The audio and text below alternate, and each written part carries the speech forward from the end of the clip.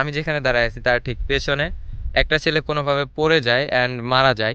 আমরা যেখানে দাঁড়ায় আছি তার ঠিক সামনে ৩ টে ছেলে গোসল করতে আসে এবং এই ব্রিজ থেকে তারা নদীতে লাফ মারার সিদ্ধান্ত নেয়। একজন নদীতে তলিয়ে যায়। তো আজকে আমি আছি বাংলাদেশের উত্তরবঙ্গের জয়পুরহাট জেলার খুব সুন্দর একটি এলাকায়। এখানে আসছি বেসিক্যালি এখানকার খুব সুন্দর একটি নদী অ্যান্ড ব্রিজ এক্সপ্লোর করার জন্য। অ্যান্ড ভিডিওর মাঝখানে এগুলোর হিস্ট্রি সম্পর্কে কিছু কথা বলবো।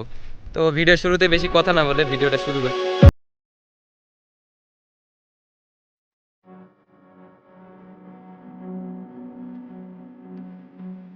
তো জঙ্গলের মধ্য দিয়ে কিছুক্ষণ হাঁটার পরে ফাইনালি আমরা নদীতে, যদিও জঙ্গলের মধ্য দিয়ে হাঁটার সময় একটু ভয় লাগতেছিল সাপের যে বের হয়ে আবার কামড় দেয় নাকি। ইভেন নদীতে নামার সময় ভাবছিলাম যে জুতা খুলে হাতে নেওয়া লাগবে, কাদা একেবারে মাখামাখি অবস্থা। নদীটা অ্যাকচুয়ালি সুন্দর বলা যায়।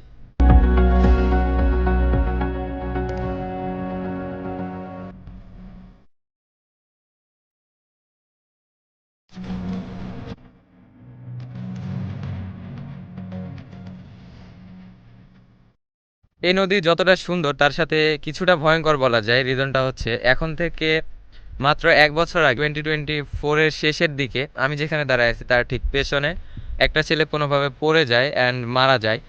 পরবর্তীতে এলাকার লোকজন ২ দিন পরে ছেলেটির লাশ উদ্ধার করে, যদিও ড্রাইভাররা পুরো ১ দিন চেষ্টা করে ছেলেটির লাশ উদ্ধার করার জন্য, বাট তারা তাতে ব্যর্থ হয়। ভিডিওর শুরুতে বলছিলাম এই নদীর সাথে একটা ব্রিজ এক্সপ্লোর করার কথা, ওখানেও সেম একটা ইনসিডেন্ট ঘটে। সো ওই ব্যাপারে ব্রিজে গিয়ে কথা বলাটাই বেটার।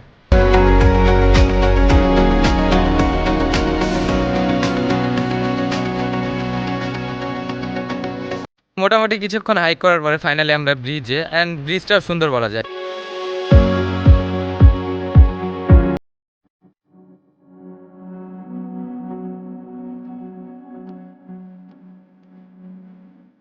তো এখন এটার হিস্ট্রি সম্পর্কে কিছু কথা বলা যাক।